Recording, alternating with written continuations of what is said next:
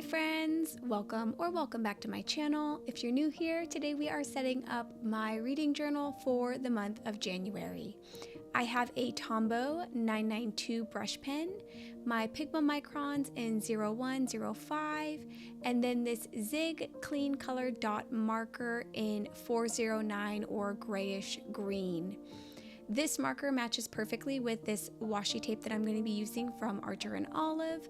That one came in a subscription box, so unfortunately I won't be able to link that, but I'm super excited to finally be using it.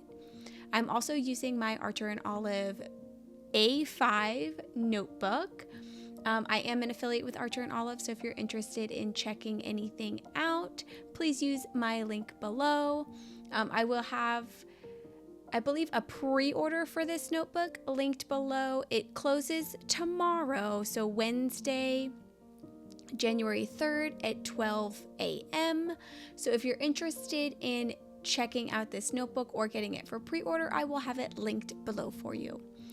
I don't have any particular theme that I will be doing this month, but I am obsessed. There is a theme, I guess, but I don't know what you would call it. Maybe just like paper stuck to a wall, maybe? I don't know. I found this lettering style on Pinterest. I took a screenshot of it, but I only took a screenshot of the actual letters, unfortunately, and now I can't find it again. So I don't think I'll be able to link where I found this, but it is inspiration that I got off of Pinterest. And that is what I'm going to be using for all of my section headers this month. I also, over the month of January, wrote New Year, New Books. I thought that was super cute. So I added that in there. And then I'm adding a little sprig, like a berry sprig, to the right-hand side of January. On most of my sections, I'm also going to be adding a little torn piece of paper that has like an edge kind of flipped up.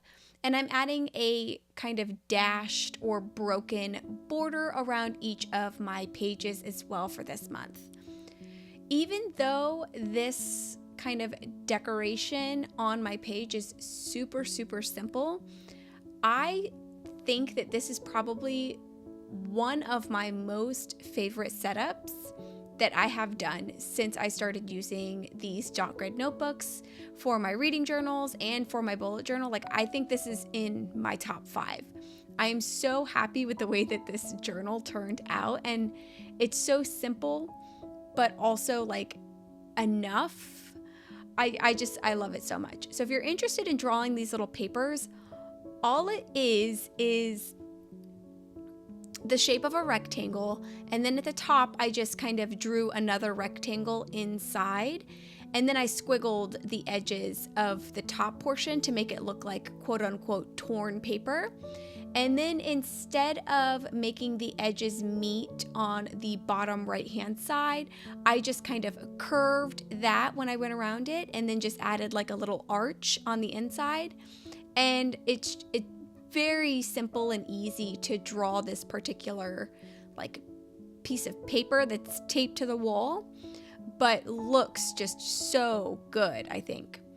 So I'm going to be using that 992 brush pen to color in all of my section headers. And for this month, I really need to start using my washi tape. I have so much of it. So I decided that I think I might try ripping it more. I tend to rip the larger washi tapes that I have, and when I was doing my bullet journal setup for 2024, I ended up needing to rip a smaller washi tape. And when I did that, I was like, wow, why don't I do this more often? Because I really liked the way that the torn edge looked on even the tinier washi tapes, probably more than I like it on the larger washi tapes. So I went into this setup thinking that if I really like the way that this ripped washi tape looks on these setups, then I'm going to try and do it more often to kind of get through some of my washi tape. So let me know what your thoughts are on the washi tape in this setup, and if you like it, in the comments below.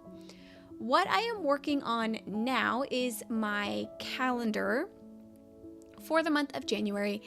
I have been doing kind of a visual time to read calendar the last couple of months, probably like 4 months. I think I've been adding this into my setups, and I really like it when it's actually filled in. So I am just adding a calendar here to this page. It's going to be a little bit smaller than they have been in my previous setups because I'm now working in a smaller journal, but to kind of leave myself as much space as possible in the boxes, I just wrote the dates that happen in the week on the side of my calendar. It might require me to do a little bit of counting when I'm actually filling the calendar in, but I also do like my end of journal kind of setups or finishing numbers and all that. I usually do it once a month, just because the rest of the month is usually so busy. So I'll come in and just write everything in my log throughout as I'm reading, but I don't really fill anything in until the end of the month. So I figure counting this for the month of January at the end of the month is not going to be a big deal. So I'm just going to roll with it. On this particular page, I did not do my border all the way around the page. I just did it around the calendar and then overlapped that torn paper with my actual border. And I think that this looks really nice like this, and I'm super happy with the way that that page turned out. The next page that I will be working on is going to be my reading log page, and I just titled this The Log. And then I am going to be placing a little berry sprig right next to that title. So I'm alternating between using my Pigma Micron 01 and my Pigma Micron 05. I'm doing all of my thicker lines, like the 2 square lines that I just drew down the page. That's going to be in a 05. The outline of my papers and the washi tapes and the actual headings, I'm doing all of those in a 05. And then the overall border page that I'm working on right now, I'm doing that in the 01. And then the sprigs that I'll add, I'll do that in the 01 as well. And then underneath the washi tape that's holding the papers down, I'm just adding kind of a dashed or dotted line in this 01 pen as well to kind of give it the appearance that the washi tape is a little bit see-through and you can see the paper underneath it. I'm going to go ahead and grab some more of that washi tape and just do some more tearing and then just kind of lay it all over to fill up some of the empty space. I'm not trying to fill every single space up this month. When I was working in the B5 for my reading journal for last year, I felt like I needed to fill everything. And I think it's just because that journal is so much bigger than this one is. I do like having some clean, empty space in my spreads, but like for that particular journal, it always just felt like so much. And then I just kept adding things, and then my pages started to look cluttered. So I'm so happy with this setup. I think there's just enough empty space, and once I get all my writing and everything filled in, it'll fill everything up super nicely. I'm going to use that dot marker as well, and I'm just adding 5 dots to the far side of each of my rows here. And I figure once I get all of the books that I've read for this month added into this section, I can just go put a little star in however many stars I would be giving that book based on how I felt about it in those little dots at the end of the row. We are now on to my final 2 pages here. The page on my left-hand side is going to be my totals page, and then the page on the right-hand side is going to be my favorite page.